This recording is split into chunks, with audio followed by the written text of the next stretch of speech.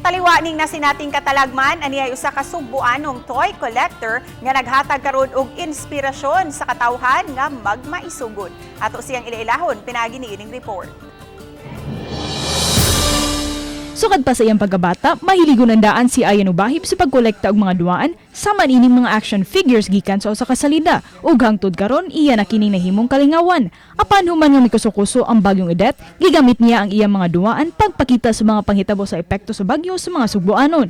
Sama na lang sa paglinya sa tubig, pag-selfie, paglinya sa bangko ug uban pa. The funny thing about aning galon is kani siya sa ako yun siyang niece kanang naa siya yung mini dining kitchen set nga nakauli ko once sa pinamungahan niya.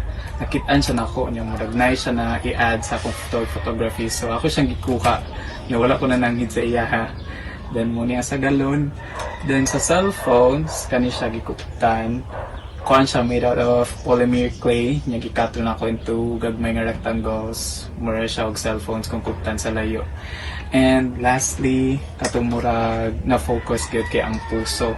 Tungod kay nahaumosab kini sa panahon karon, daghan ang nadasig ug napawaw sa photoshoot sa iyang mga duwaan.